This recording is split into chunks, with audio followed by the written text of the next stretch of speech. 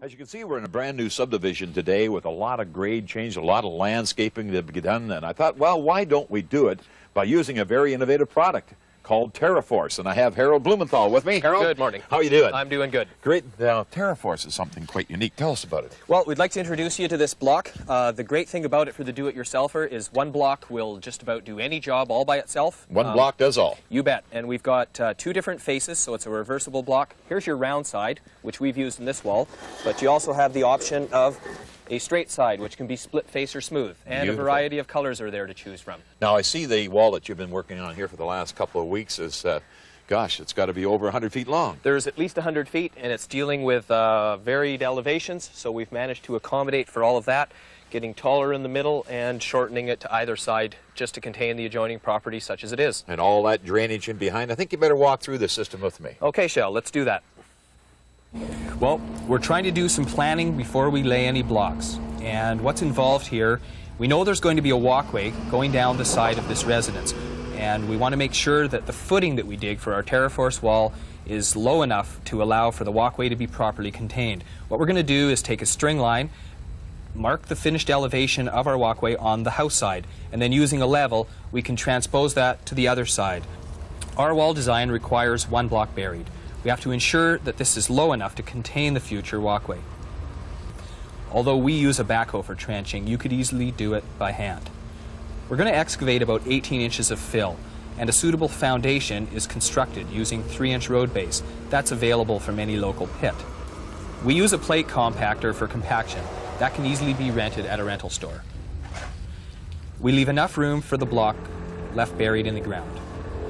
In this case, the ground itself is sloping, but we want to keep our top of the wall level. Planning to facilitate this has to start with our footing design. Each time the ground slopes the equivalent of an 8-inch block, we have to step our footing down to allow for this. As the ground slopes, our wall is going to get higher, but the top will remain level.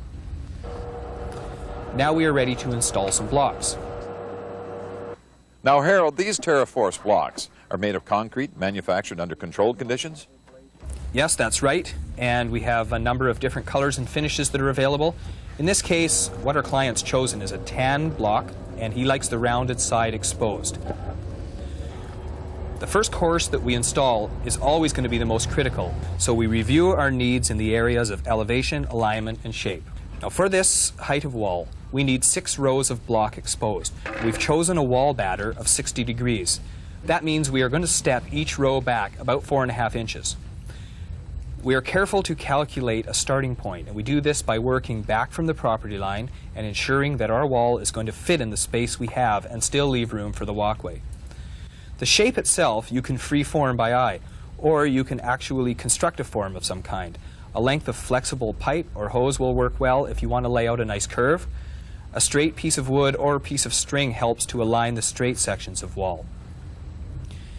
As each block is installed, we're careful to level it from front to back and side to side, and we're just using a carpenter's level for that. This is really important on the first row. Now we are going to fill each of our first row blocks with gravel, and we're also filling the area behind the wall and compacting that gravel thoroughly.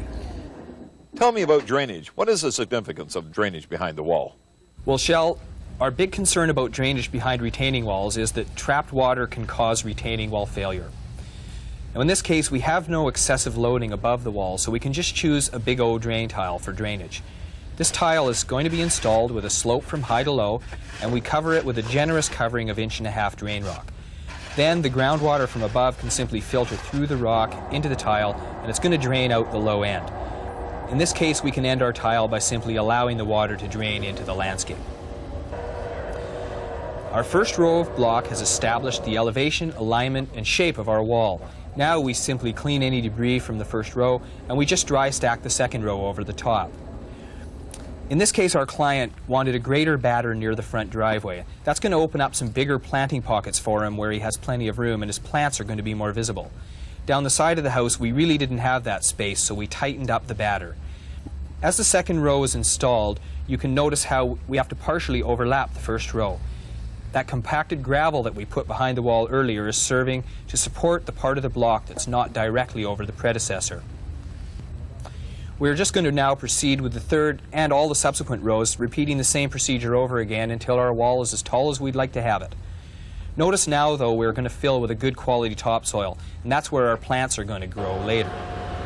When the wall is ready for planting, you'll note that there is sufficient space for a wide variety of plants, including some bulbs and ground covers. You could try bedding plants, and there's even small shrubs that will grow in a Terraforce wall. You want to try planning your planting for appearance, maintenance, and suitability for your area. Well, Harold, you had lots of extra hands there, but you got the job done. It looks great. As a contractor, we can do that. As a do-it-yourselfer, they have all the opportunity in the world to just take their time and let it happen as they have the opportunity. Rent themselves a piece of machinery, like a little backhoe and a few extra hands with shovels, and that'll work right just fine, you bet. What are you going to do here now? We now have the opportunity to turn this into a living terrace wall. These pockets that you see here are set up to accommodate a variety of shrubs and plants, annuals and bulbs. And bulbs as well. You betcha. Great. Now, you Terraforce dealers obviously come out and give all the do-it-yourselfers a hand if they require it. We make sure they understand what they're doing and don't have too much trouble in the process. Well, I want to thank you for coming out and helping me as well. I appreciate you coming over. Thank you. Thank you. You bet.